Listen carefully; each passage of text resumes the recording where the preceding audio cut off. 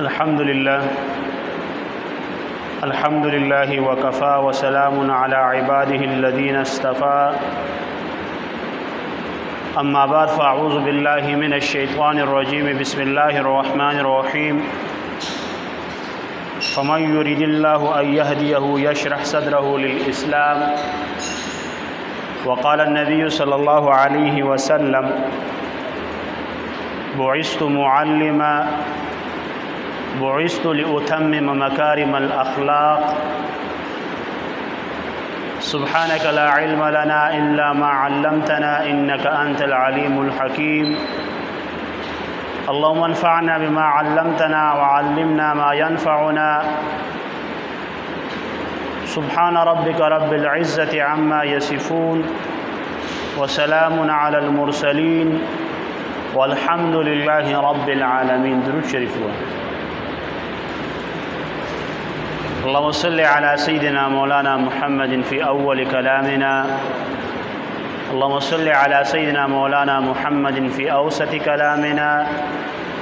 اللهم صل على سيدنا مولانا محمد في آخر كلامنا.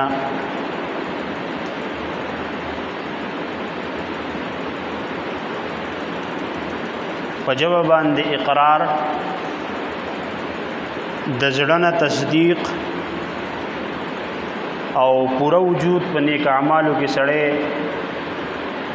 استعمال کی دي ته ایمان ویل کی. په جبه د الله رب العزت اقرار کوي د زړه نه تصدیق کوي او بدن په نیکو اعمالو کې لګي دي ته ایمان ویل کی. او د دې سړي ژوند د ایمان د خوندونو د لذتونو نړکی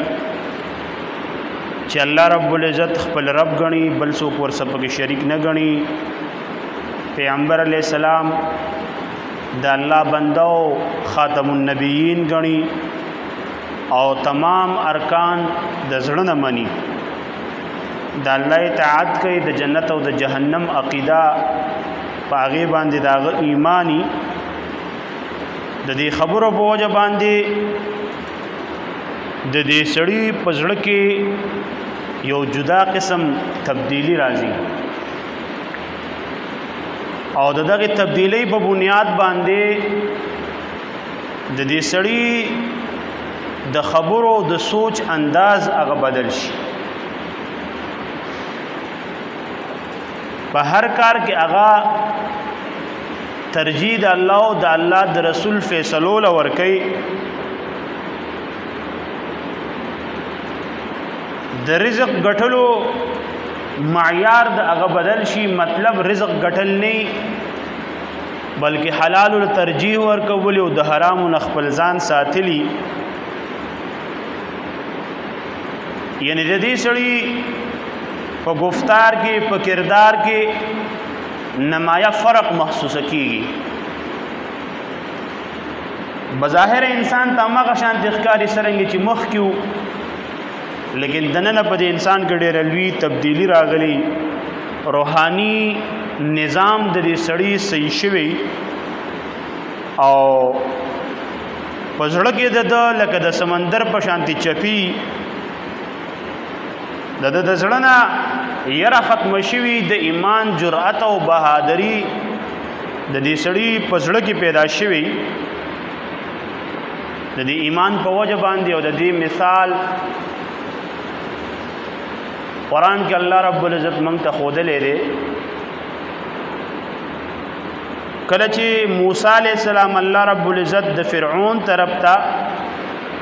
د تبلیغ دپاره ولیږو او دو معجزې ورله ورکړي چې په هغې کې یو کونټۍ وه چې هغې وغورځوله د هغې نه به اجدها جوړېده. او بیا موسی علیه السلام د فرعون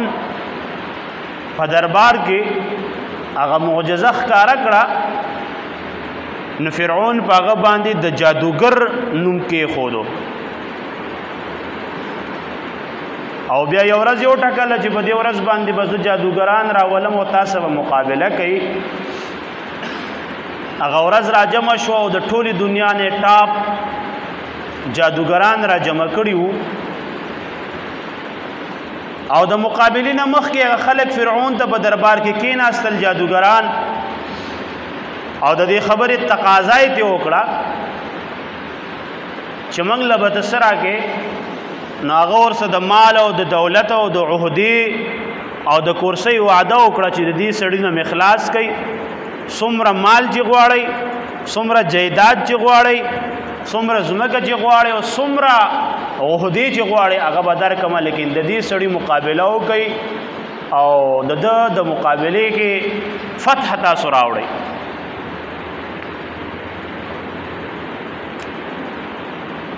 کله چې هغوی خپل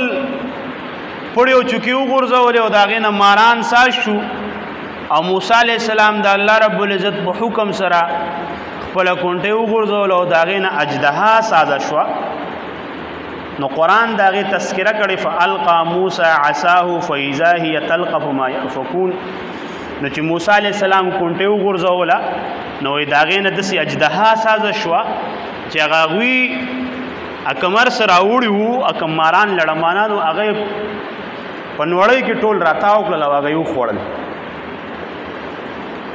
نو جادوګرو چې کله وکتل چې زمونږ جادو د دې سړي په مخ کې فیل شو د ده دا کار دا جادو نه دی نو په هغه وخت کې هغوی اعلان وکړو قالو آمنا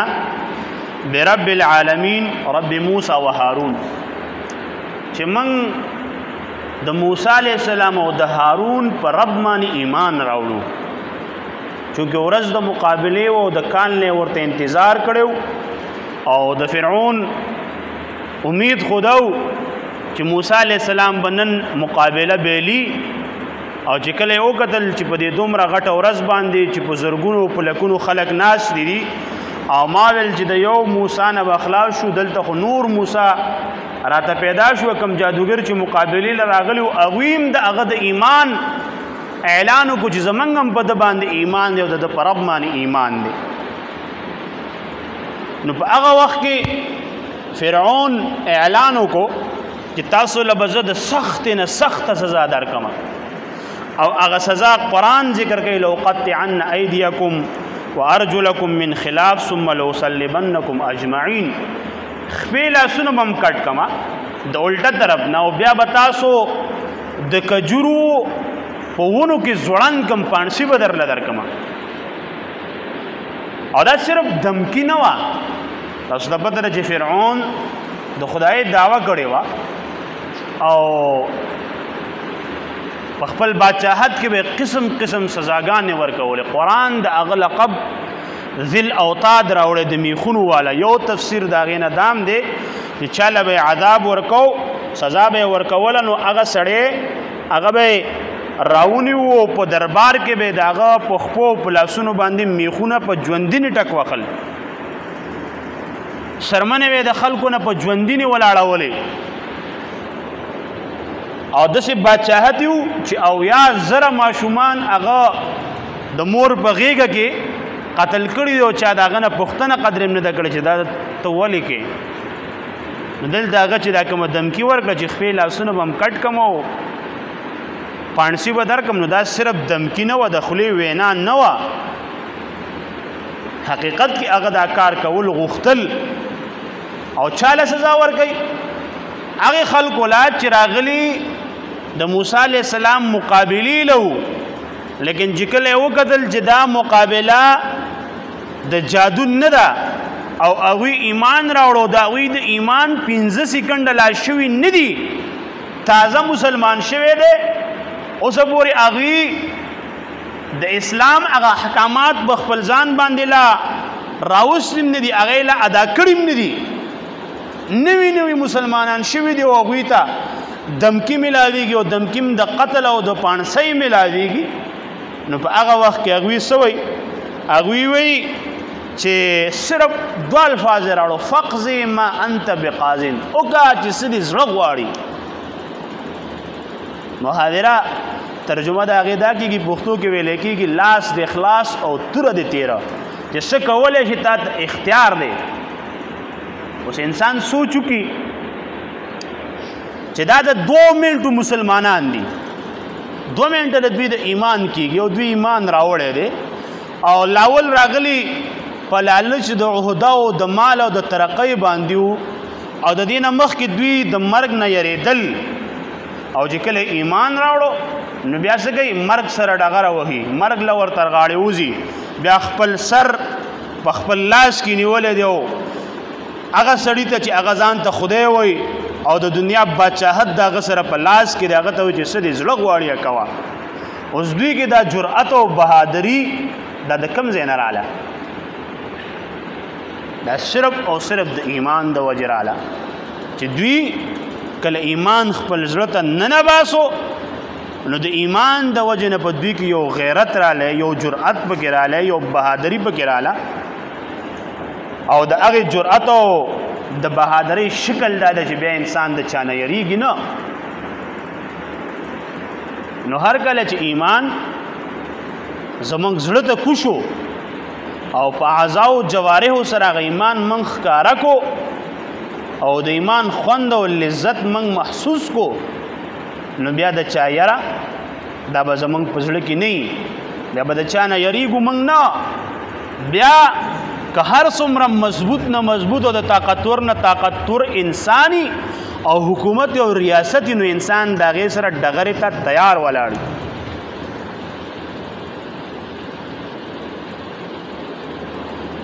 دا موږ چې د عالمي طاقتونو نه یریږو سوپر پاور امریکا او سوپر پاور روس او برطانیه او زمونږ د حکمرانان د هغوی نه مافیانې غواړي او د هغې په خپل ملک هم داسې یو بل پاس کولی نه شو چې په هغې باندې هغوی ناراضه وي وجه د هغې دا ده چې زمونږ حکمرانان د هغې نه یریږي کم ایمان چې د یو مسلمان په زړه کې پکاري هغه ایمان د هغې زړه ته ننوتی نه دی او څو پورې چې د ایمان د دوی زړه ته ننوتی نه نو ټول عمر به دوی د بل غلامي کوي ټول عمر به دوی د بل نه یریږي ټول عمر به دوی خپلې فیصلې کولی نه شي د بل د فیصلو د بل د قوانینو به دوی محتاج وي او هر کله چې ایمان زمونږ زړه ته ننوتو د ایمان خوند او لذت موږ محسوس کو نو بیا که هر څومره طاقتوري او هر څومره غټ ملکي نو هغه وخت کې به د هغوی هغه نشو او رعب او دبدبه په موږ باندې نافذ کېږي نو موږ به د هغې نه متاثره کېږي نو د هغې مثال زموږ مخکې پروت دی اوس 58 د کافرانو ملکونه افغانستان ته راغلو د جنگ دپاره او د هر قسمه ساز و سامان او اسلحه او ټینکونه او جازونه د هغوی سره و خپې بلخپې او سرتور سر والا چې وچه روټۍ او شنه چیز کې هغوی ورسره ډغره وواله او د 58 ملکونه یې مات کړه ولې مات کړه ایمان د هغې زړه ته ننوتی و د ایمان غیرت د هغې مزه او خوند د هغې خلکو څکلی و ځکه ابن تیمیه رحمت الله علیه منهاج السنت النبویه چې کوم د هغوی کتاب دی په هغې کې لیکلي دي چې د ایمان خوند او لذت یو سړي ته محسوس شو نو دغه خوند او لذت نه هیڅ یو څیز په دنیا کې خوږ نشته چاته مال خوږ دی چاته اولاد خوږ دی چاته جیداد خوږ دی چاته کور خوږ دی چاته گاډی خوږ دی چاته عهده خوښه ده چاته کورسۍ خوښه ده چاته مرتبه خوښه ده د چا عزت خوښ دی د چا جامه خوښه ده د چا پیزار خوښ دی څوک په سپریګانو مین دی څوک په خوراکونو مین دی څوک په ښځو مین دي څوک په شرابو مین دي څوک په سپو مین دي څوک په ډمانو مین دي او دی د خپل ژوند مشعله ګرځولې وجه یې څه ده وجه یې دا ده چې ایمان د دې زړه ته ورننوتی نه دی ته ایمان خپل زړه ته ننباسه د هغې نه پس د دنیا هیڅ قسمه لذت هغه به تاله خوند نه درکوي د ایمان مزه موږ څکلې نه ده د ایمان د خوند نه موږ ناخبره یو موږ ته که پته وي نو د څه پته ده یاره د پلانکي بوتل پلانکي ذایقه ده دا پکې د انار ذایقه ده دا پکې د سیو ذایقه ده دا پکې د کیلې ذایقه ده د دې ذایقو خو موږ ته پته ده لیکن د ایمان د ذایقې پته موږ ته نشته ځکه د ایمان لذت او خوند موږ ته محسوسیږي نه کله چې ایمان خوند او لذت یو سړي ته محسوسه شي نو هغه بیا په جان او مال او په خپل سر باندې نه وي په خپل بچو په خپل اولاد په خپل کور او په خپل کلي او په خپل وطن باندې نه وي هغه بیا د دین دپاره هر قسمه قربانۍ ته تیار ولاړي. امام احمد بن حنبل، امام ابن رجب حنبلی رحمت الله علیه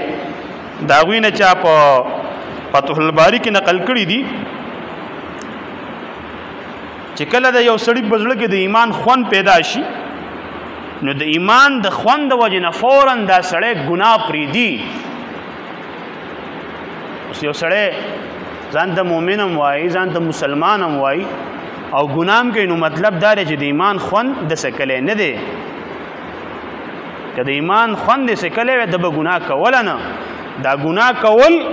نو دا سړی مؤمن دی، موږ دا نه وایو چې دا کافر دی. دا سړی مسلمان دی، موږ دا نه وایو چې دا کافر دی. لیکن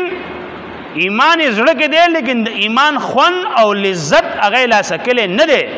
ځکه خو دا د الله رب العزت نافرمانی کوي، ګناهونو کې اخته دی. هر کله چې د ګناهونه پرېښودل، هر کله چې د خوند او لذت محسوس کړو، نو دا انسان به بیا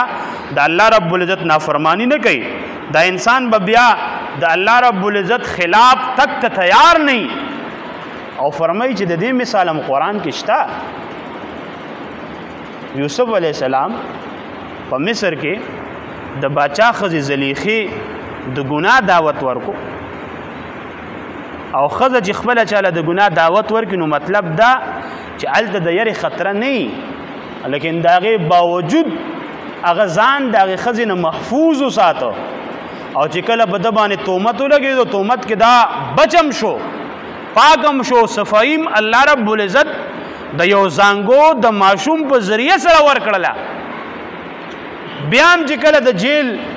موقع راله نو دوی ویل چې جیل زما خوښ دی. عام خلک جیل نه خوښوي، د جیل تکلیفونه او سختې برداشت کولو ته څوک تیار نه دي. څوک دا غواړي چې زه دې په جیل کې یم. لیکن یوسف علیه السلام څه وایي؟ جیل ما ته خوښ دی د هغه څه نه چې دا زنانه ما د هغې طرف ته راغواړي. د کم کار امید او تقاضا چې ما نه کوي، د هغې په مقابله کې جیل ما ته خوښ دی. اوس دلته د ایمان خوند او لذت هغه سکلی دی، نو په ګناه نه ورځي. زمونږ ځوانان ګناهونو کې لت پت پراته دي، اخته پراته دي. نو چې کله به ګناهونو کې لت پتي نو د ایمان خوند او مزه نه وي. ذکر الله عبادات خوند نه ورکوي. ځکه بیا په فضلو تماشو پسې نښتي. الله دې معاف کړي، دا خبره صرف د ځوانانو سره خاص نه ده، بلکې اوس خو د هر طبقې والا خلک په ګناهونو کې اخته دي. د خپل ځان فکر پکار دی، د خپل ایمان فکر پکار دی، خپل ځان محفوظ ساتل پکار دی. یو موبایل ټوله معاشرت تباہ و برباد کړه، یو زنانه مکمل علاقه تباہ و برباد کړي، د یو زوی د وجه نه ټول خاندان تباہ و برباد کیږي. نو که موږ کې د ګناهونو شوق لا شته، نو وجه د هغې څه ده؟ وجه د هغې دا ده چې د ایمان خوند او لذت موږ لا سکلی نه دی. امام وهب بن الورد رحمت الله علیه نه چا پوښتنه وکړه چې د ایمان خوند او مزه ده به چا ته محسوسیږي؟ نو ورته وایي چې د ایمان خوند او مزه به هغه چا ته محسوسیږي چې د غټې او وړې دواړو ګناهونو نه ځان بچ ساتي. کم کس چې په وړو په غټو ګناهونو کې نښتی، هغه سړي ته د ایمان خوند او لذت محسوسېدی نشي. او د دغه ایمان او خوند او لذت یو ښکاره علامت دا دی چې دا سړی به اسلام خوښوي، دین به خوښوي او کفر به دته ناخوښوي. او حقیقت کې چې انسان سوچو کې د اسلام نه غټ نعمت په دنیا کې نشته. او د دې ایمان دپاره صحابه کرامو غټې غټې قربانیانې ورکړي دي. هر قسمه قربانی ورکړې ده، صرف خپل ایمان محفوظ ساتلی دی. ظلمونه برداشت کړي دي، ستمونه برداشت کړي دي، دردونه برداشت کړي دي، تکلیفونه برداشت کړي دي. په ګرمو شګو په تیږو باندې ملاسته کړې ده، د خوراک بندشونه په هغې باندې راغلي دي، خپلو او پردو سره تعلقات پریښي دي، د وطن او د کور او د بچو قرباني ورکړې ده. خو اسلام یې پریښی نه دی، ایمان یې پریښی نه دی. د ایمان خوند او لذت هغوی هغه محسوس کړی دی. او هر کله چې د ایمان خوند او لذت سړی محسوس کی دا قربانی بیا د انسان ته وړخ کاری بیا هغه دې ته نه ګوري چې یاره په دې کې خو مې د بچو خطره ده په دې کې خو مې د کور خطره ده په دې کې خو مې د مال خطره ده په دې کې خو مې د کلی خطره ده بلکې هر څیز ته بیا تیاری بخاری شریف کې حدیث مبارک دې فرمای چې کله یو سړی د ایمان خوند او لذت محسوس کی نو بیا د اسلام نه تک هغه داسې ناخوښه کوي لکه څرنګه چې یو سړی اور ته دانګل ناخوښه کوي یو سړی ته وایي اور ته دانګې وایي نه اور ته نه دانګم نو دغه رنګې اور ته دانګل چې هغه د څرنګې ګران ښکاري دغه رنګې دا انسان بیا د اسلام نه کوپر ته تګ ناخوښه کوي او د دې الټه شوي دي چې یو سړي ته ویلی شوي دي چې ته د اسلام نه واوړه که نه نو اور ته دې غورځوم هغه اور ته غورځول د خپل ځان دپاره خوښ کړي دي لیکن د ایمان نه دا سړی اوښتی نه دی تاریخ واقعات د دې بېشماره راغلي د تاریخ کتابونه د داسې واقعاتو نه ډک دي رومیانو چې کله عبدالله ابن حذافه قید کو د هغوی طریقه دا وه چې کوم سړی به هغوی قید کو مسلمان هغه ته به د نصراني د عیسائی کېدو د عیسائی د نصرانیت د قبلېدو دعوت ورکو او که چېرته هغه به نصرانیت قبول نه کړو نو بیا به هغه له قسم قسم عذابونه ورکول یو عذاب په هغې کې دا و چې دیګ هغې کې به د زیتونو تیل ګرم کړو د انسان به هغې ته ورچو په ژوندي عبدالله ابن حذافه رضی الله تعالی عنہ چې کله قید کو نو په هغه وخت کې هغه ته وایي چې ته نصراني شه عیسائی شه د خپل لور سره برله نکاح وکم د باچا لور و ډېره ښایسته وه او دویم نمبر دا چې خپله باچاهي به در سره په میانځ نیمه کم عبدالله ابن حذافه ورته وایي که د ټول عرب باچاهي راکړي نو بیا هم د پیغمبر علیه السلام دین پرېښودو ته تیار نه یم د اوس پر یو صلیب و په هغې باندې وې ځوړند کې او په غشو باندې وخل شروع کړل او هغه بیا هم دین پرېښودو ته تیار نه و نو بیا ورته وایي چې یو دیګ راوړئ او په هغې کې تیل ګرم کړئ او کله چې تیل ګرم کړل نو د عبدالله ابن حذافه رضی الله تعالی عنه یو ملګری مسلمان هغه یې راونیو او هغه یې دغه تیلو ته ورویشتو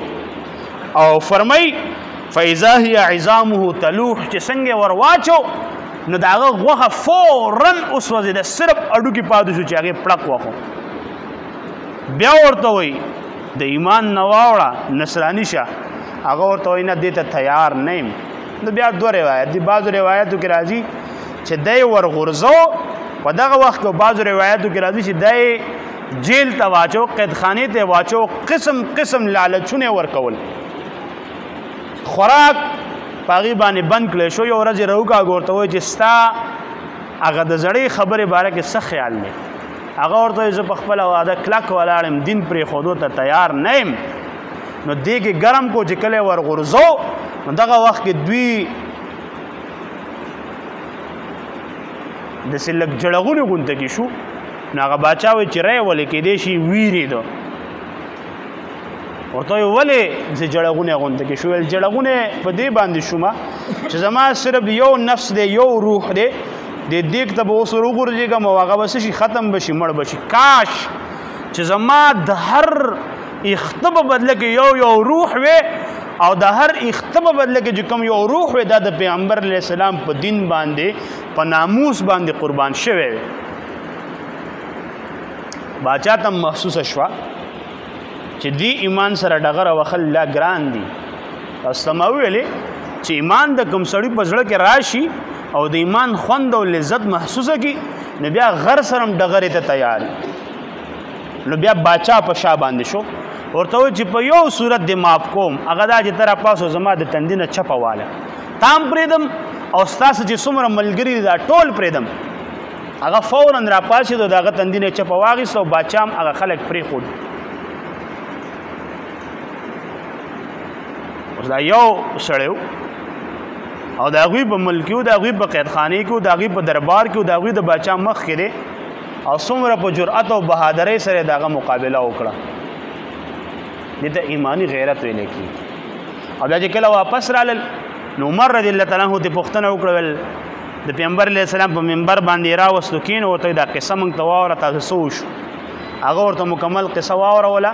چېرې هغه ویل چې ته زما د تندي نه چپواله زه به تا او ستا ملګري پرېږدمه. نو عمر رضی الله تعالی عنہ راپاڅېد او فوراً یې د هغه د تندي نه چپه واخیسته او بیا ویل چې هر مسلمان له پکار ده چې هغه راشي او د عبدالله ابن حذافه رضی الله تعالی عنہ د تندي نه چپه والي. دې ته ایمانی غیرت ویلی کېږي، دې ته د ایمان خوند او لذت ویلی کېږي. او کله چې دا سړی ته محسوسه شي نو د هغې نه پس د دنیا هیڅ قسمه لالچ، د دنیا هیڅ قسمه مال او دولت، د دنیا هیڅ قسمه عہده او کرسی د انسان د دغه دین نه اړولی نشي. ابوبکر صدیق رضی الله تعالی عنہ د بلال رضی الله تعالی عنہ نه پوښتنه وکړه چې په دې داسې بدن باندې دا دومره ظلمونه او ستمونه، دا دردونه او تکلیفونه تا برداشت کول څنګه؟ په بلال رضی الله تعالی عنہ باندې چې کوم ظلمونه او ستمونه شوي دا ځان له یو لوی داستان دی. کتابونه د هغوی نه ډک دي چې په تودو شګو به یې سملو د عربو ګرمه ځمکه او بیا د عربو نور چا چې وخت تېر کړی هغې ته پته ده. اوس هم چې کله د ګرمۍ موسم راشي نو د ګاډي دا کم لیټونه چې دي دا ایلې کېږي. د ګاډي لیټونه د ګرمایش د وجې نه دا ایلې کېږي. کومو خلکو چې وخت تېر کړی هغوی ته پته ده دا د ډیو او د پیپسي بوتل چې په سړک باندې وګورځې نو دا بیخي ایلې کېږي. د ګاډي په بانټ باندې چې انډه کېږي هغه مکمل پخېږي. نو په هغه زمانه کې هغه به په تودو شګو باندې سملو او په سینه به یې ورته غټې تیږې کېښودې او داسې عذابونه او سزاګانې به یې ورکولې چې په نمبر به ورته ولاړو چې کله به یو ستړی شو بل ته به هلته راشو چې بل به ستړی شو بل به ورته راتو. نو ابوبکر صدیق رضی الله تعالی عنہ ته پوښتنه وکړه چې په دې داسې بدن باندې دا دومره ظلمونه او ستمونه او دردونه او تکلیفونه تا برداشت کول څنګه؟ هغه ته ډېره عجیبه جمله وویله. ورته وایي چې دوی به ماله کم وخت کې سزا راکوله، ګزار به یې راکو، نو هغه وخت کې به ما د ایمان لذت او خوند او ذایقه هغه خپلې مخې ته راوسته. نو چې کله به دوی ګزار راکو نو زما په بدن کې او زما په زړه کې او زما په خولې کې به د ایمان ذایقه او خوند او لذت پروت و. نو دا ګزار او دا ظلم او ستم او درد او تکلیف دا به ما ته محسوسېده نه. دې ته ویل کېږي د ایمان خوند، د ایمان لذت او د ایمان ذایقه.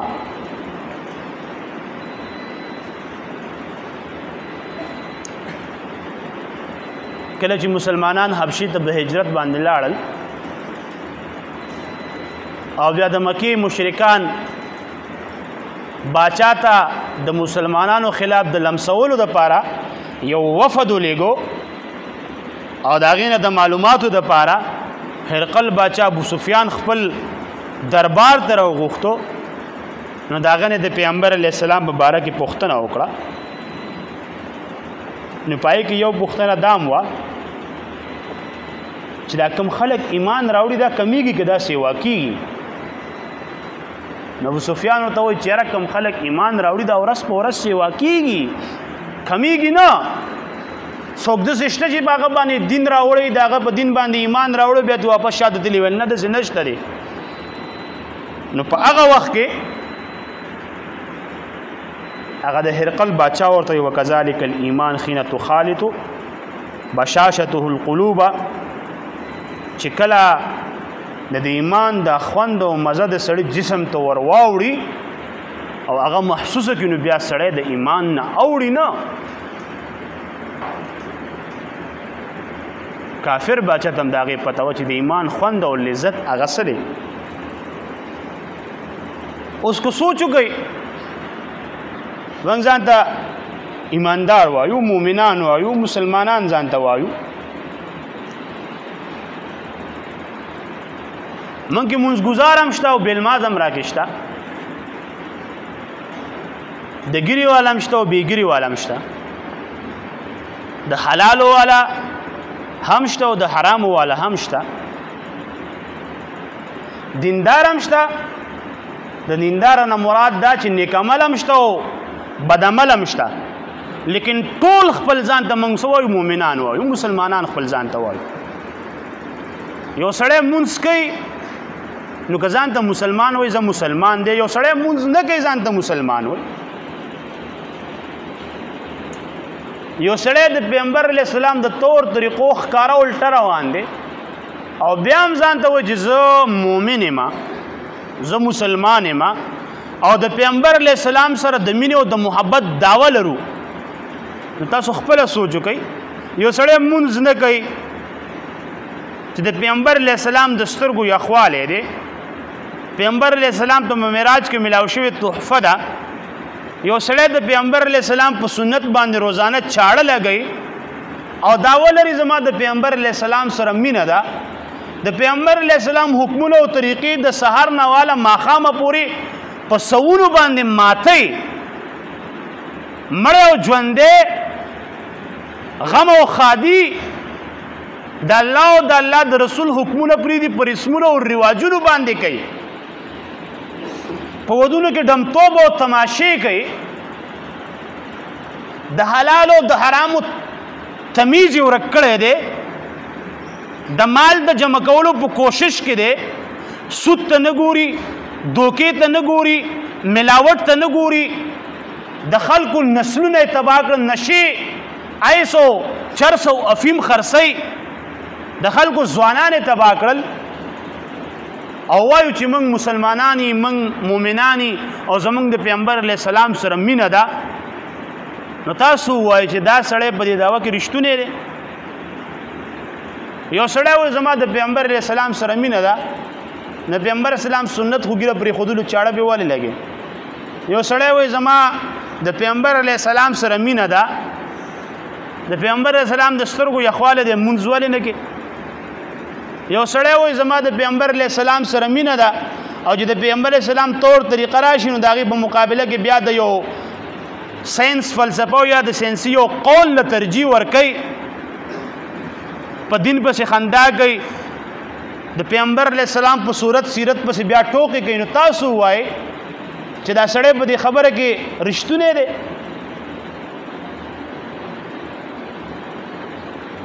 او چې کله داسې مسله راشي نو څه وایي مړه الله بخونکی دی بل یو سړي یو هلک سره ناست دی هلکه منځونه ولې نه کوي وایي الله بخونکی دی حقیقت دی چې الله بخونکی دی لیکن د الله تعالی څه قانون هم شته دی څه قاعده هم شته دی یو مونځ چې د خپل وخت نه د لیټ کو بیا دې وکړو اتیا کروڑه کاله به په جهنم کې سوځي نو چې یو سړی د سره کوي نه نو الله بخونکی دی لیکن الله تعالی بل طرف ته چې کوم دی قهار او جبار هم دی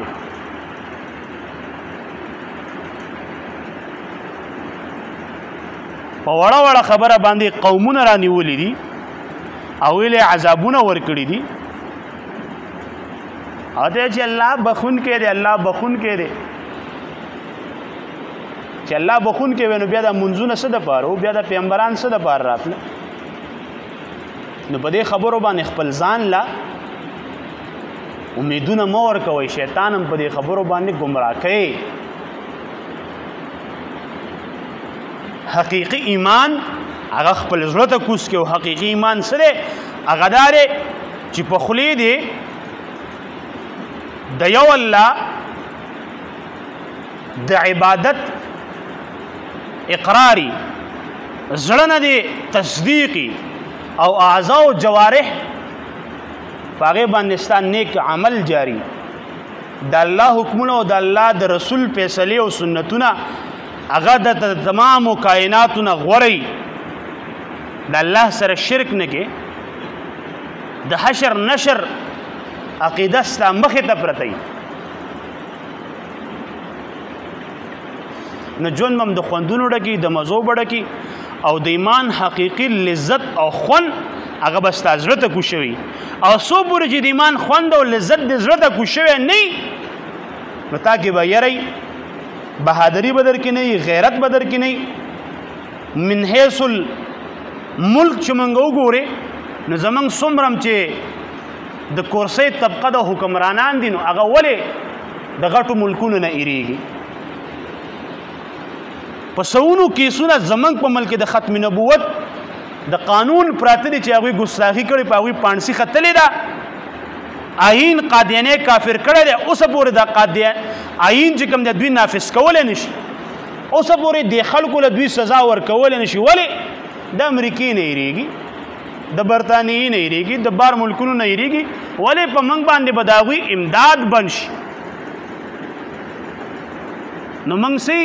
موږ د هغوی امداد ته ناستې کچکول هم ورته نیولی دی وجه د هغې دا ده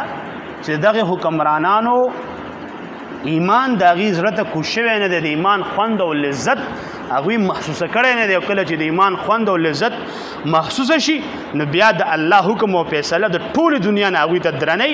بیا د چا د کفر د طاقت نه هېرېږي نه مثال د هغوی د افغانستان مخې ته دی چې 58 د کافرانو ملکونه فوج راغلی و هغه مات کو هغوی له شکست ورکړو په زړه جامه په زړه پیزار خپې ابله خپې شنې چې په اوچه روټۍ باندې هغوی ته سر ښکته نه کو وجه څه ده وجه دا ده چې ایمان د هغې زړه ته ننوتی و د ایمان خوند او لذت هغوی محسوسه کړو هغه د صحابه کرامو یاد یې تازه کړو دعا وکړئ څومره الله رب العزت د عمل کولو توفیق را نصیب کړي د نبی کریم صلی الله علیه وسلم صورت سیرت زموږ ژوند کې راولي ایمان زموږ زړونو ته کوز کړي د ایمان خوند او ذایقه هغه الله رب العزت زموږ په زړونو کې ژوندی کړي الله بیمارانو له شفا ورکړي مردگان اسلام کامل مغفرت نصیب کړي اخره خاتمه ټولو په دې کلمه کې چې لا اله